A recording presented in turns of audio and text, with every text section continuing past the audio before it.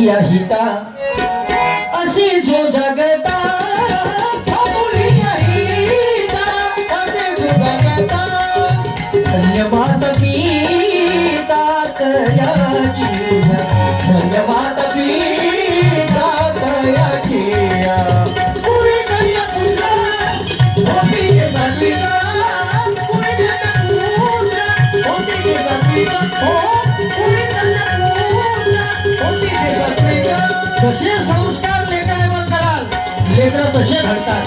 जसा शिवाजी महाराजांनी जन्म देणाऱ्या होत्या मासाहेब जिजाऊ कशा होत्या जिजामाता तर जिजामातेच्या पोटात जेव्हा शिवाजी महाराज होते तेव्हा जिजाऊन संतांचे चरित्र वाचले शूरांचे चरित्र वाचले वीरांचे चरित्र वाचले तर ते शिवाजी महाराज सुद्धा शूरवीरच जन्माला आले. काहून तर जिजाऊच्या पोटात जेव्हा शिवाजी राजे होते तेव्हा जिजाऊन संतांचे शूरांचे वीरांचे चरित्र वाचले तर ते शिवाजी महाराज सुद्धा शूरवीरच जन्माला आले. आणि आताच्या बाया पोटात लेकरं असताना लुंगी डान्स पाहिजे टीव्हीवर नाही पोट हुलाला जन्माली जन्मल्याबरोबरच पोट मोये मोये करते. 5 वर्षाचं पोरग हातात मोबाईल घेते आणि मोबाईलवर लीला बदलवते की माझ्या पप्पानी गणपती आणला माझ्या पप्पानी गणपती आणला शंकराने पार्वती मांडी बनवले गणपती माझ्या पप्पानी गणपती आणला. आज कार्यक्रम जिकडं चालू आहे पोट्टे पाहिजे मोबाईल मध्ये टुकू टुकू मायबाप पाहिजे वाकू वाकू अर्धा देश मोबाईल न बेजार आहे. तुमचं काय नाव दादा? राजा भाऊ आडे. माणूस सीधे आहे पण माणसं सीधे आहे पण आडनाव आडे. प्रेम आहे या सर्व मंडळीचं. आणि ह्या मोबाईलचा जो अतिरेक आहे जसं आपण म्हणतो दारू व्यसन आहे दारूचं व्यसन आहे तसं हे आधुनिक व्यसन आलं मोबाईलचं. पहिलेच्या काळात एखादं लहानसं पोरग रडत असन जेवण करत नसन तर त्याची आई त्याच्या पाठीवर एक झापड लावेन पोरग ऑटोमॅटिक जेवायला लागेल. बरोबर पहिले तर हे 5-10 वर्षाच्या पहिलीची घटना आपण लहान होतो तेव्हा बरोबर आहे.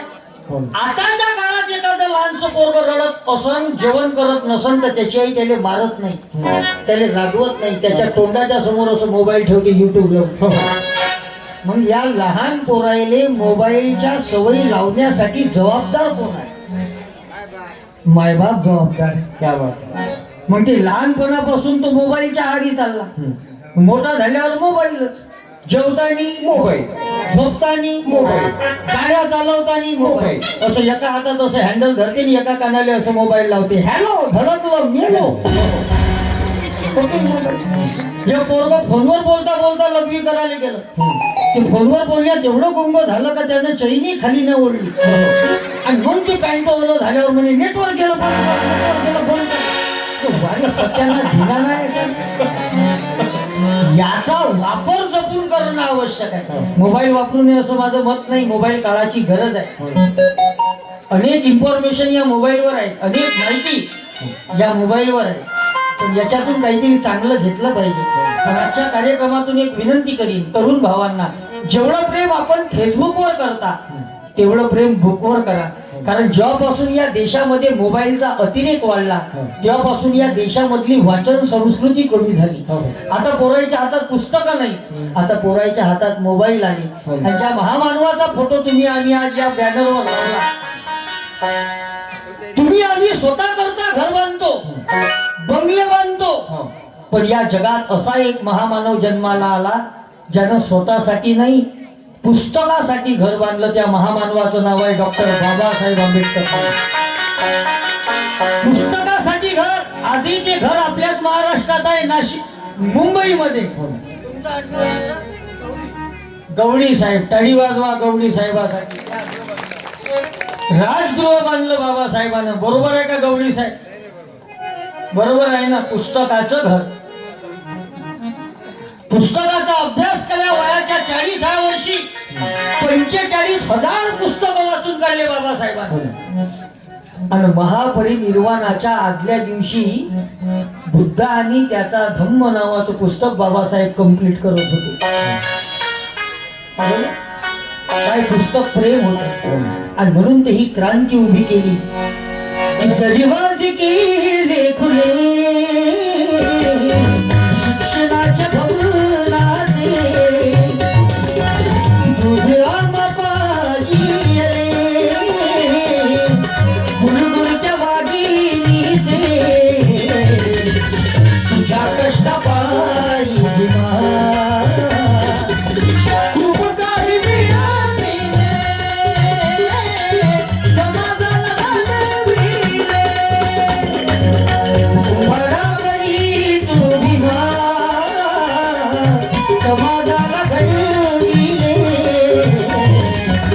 भिकारून गुलाबीला तुझ्याकडे वळविले समाजाला घडविले समाजाला घडविले या बुद्धाकडे बाबासाहेबांना का बोलवलं ज्या तथागत बुद्धानं संदेश दिला हो तू सर्वमंगलम सबका मंगल हो क्या बात है तुम्ही दोघ्या का जोड्या आहे का बहिणी आहे का एकच सातबार आहे का धन्यवाद ताई हे आहे क्रांती जीवन उधारिले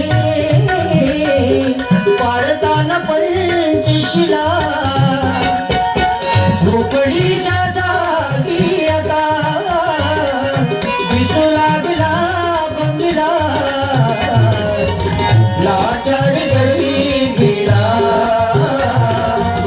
तुझं दूर पळविले समाजाला घडविले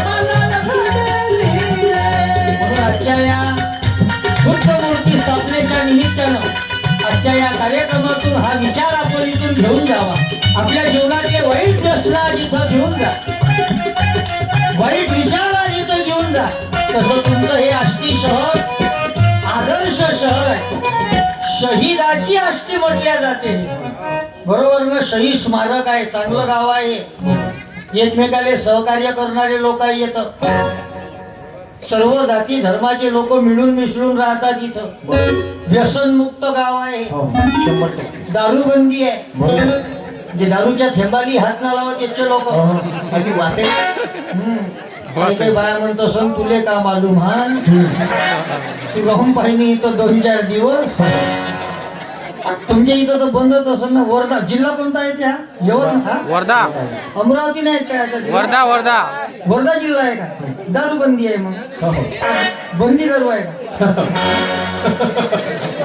बंदी दारू आहे सगळं या व्यसनानं लोक आमची लंगे झाली तुम्ही पहा गुजराती मारवाडी सिंधी जैन समाजाचा जरा अभ्यास करा मोठमोठाले उद्योगपती आहे पैसेवाले लोक आहेत रोजचं इन्कमिंग आहे पण गुजराती मारवाडी सिंधी जैन समाजाची माणसं कधी दारू पिऊन रस्त्यावर पडलेली दिसत नाही हे आपलं बियाणं जास्त गडबड करते 85% छटाकभर पेते पावभरांगात आणते की 50 ग्रॅम मारू तो रस्ता भूल जाए 100 ग्रॅम मारू तो नाली में गिर जाए पूरी शीशी मारू तो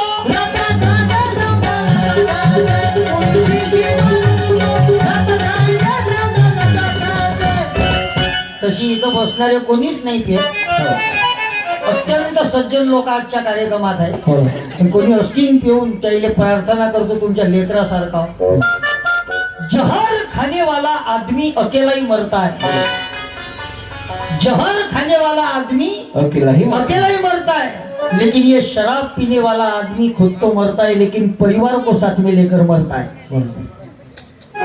म्हणून सावधान जे लोक पियत असन त्यानं दारू पासून सावधान आणि जे लोक दारू पियत नाही त्यानं दारू पिणाऱ्यापासून सावधान तुम्ही म्हणा दारू पिणाऱ्यापासून काहून सावधान कारण हे पिणारं पेताळ मड्डी कधी का करून सांगता नाहीये एक दिवस मी यातून जात होतो माझ्या बाजूने एक बेवडे येऊन बसलो दिसाली असं बंपर होतं बंपर सगळे जबरदस्ती फुल दारू पिऊन बसला माझ्या बाजून येऊन बसला गुपचाप नाही पैसे मावशी तो गडबडच दुनिया भरायची करे काहून तो होता दारूचा नशे आणि महत्वाचा मुद्दा हा होता त्याच्या मांडीले होती खाज त्या दारू पिणाऱ्यानं काय केलं, दारूच्या नशेत आपली मांडी सोडून दिली, मास मांडीवर धाव मारली.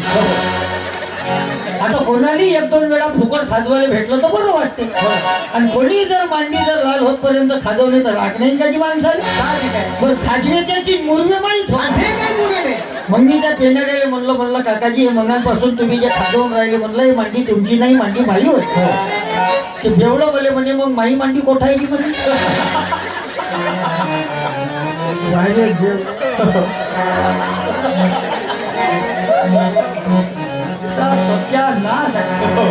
याच्यावर रातभर जरी कार्यक्रम करतो म्हणलं तरी कमी आहे. एवढे खतरनाक आहे पेणारे. दोन बेवडे रस्त्याने जाऊन राहिले दारू पिऊन, फुल दारू पिली बिअर बार मध्ये, घरी जात होते वापस. जाता जाता त्याला समोरून ट्रक येताना दिसला. तुमच्या इकडे ट्रकाले लाईट किती राहते? छोटे सोडून मोठ्या लाईट किती राहते तुमच्या इकडं? आमच्या इकडे दोनच राहते. ट्रकाले लाईट राहते दोन. हे रस्त्यानं दोघेही बेवडे दारू पिऊन गाडी चालवून राहिले टू व्हीलर न. रस्त्यानं जाता जाता सर यायले समोरून ट्रक येताना दिसत. हा गाडी चालवणारा बेवडा मागच्या बेवड्याले म्हणे मले म्हणे समोरून म्हणे दोन गाड्या येताना दिसून राहिल्या. तसा रस्ता खालीच आहे म्हणे, दोन गाड्या आहे म्हणे, तो आपल्याच दिशेने येऊन राहिला म्हणे. त्याला मालूम नाही म्हणे आपण काय चीज एक बरोबर चालला म्हणे आपल्या काठाकाठानं, एक म्हणे मनात आणून राहिला. हा माणसा बेवडा दारू पिऊनच होता. हा माणसा बेवडा त्या गाडी चालवणाऱ्याला म्हणे एक काम कर म्हणे, तू त्या दोन गाड्याच्या मधातून गाडी घाल म्हणे. आणि घातली आणि जागेवर मेली. याले म्हणते घेणं न देणं लाता खाऊन येणं.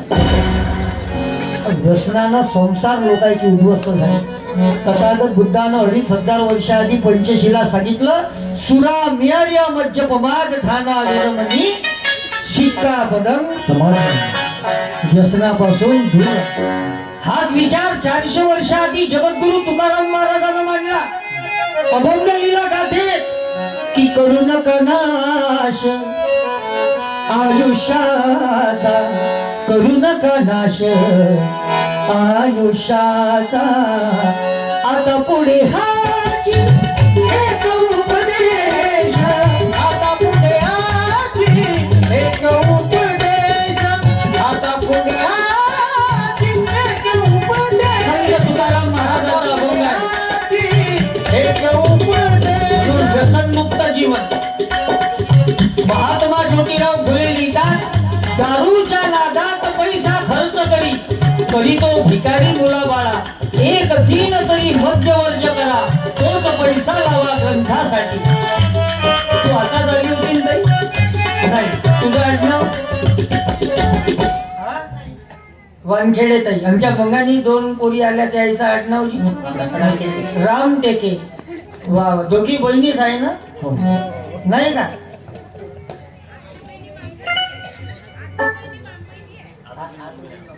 अरे बाप, आता बहीण माम बहीण आहे का या? हो, पण एक इकडले पोरं मला खासच दिसले. सारेच पोरं हे लावूनच आहे पण. आणि तुझूक करतच राहायचे. वा वा, चांगला आहे. लेकरं मोठी हुशार आहे आष्टीतले, चांगले पोरं आहेत. काही विचारा येईल उत्तर बरोबर सांगते. सांगा बरं, लहान लहान पोरं. एका डोळ्याने 1 किलोमीटर दिसते, तो 2 डोळ्याने किती किलोमीटर दिसेल बाबू?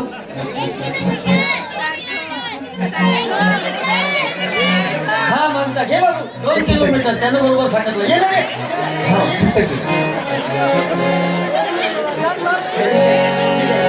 ये मावशी तू ये.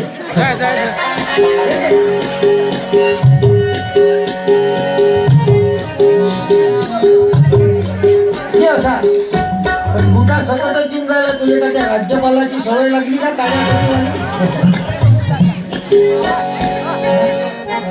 या स्टेजवर महापुरुषाचे फोटो लागले, त्यांच्यामुळे आपल्याला मान भेटला.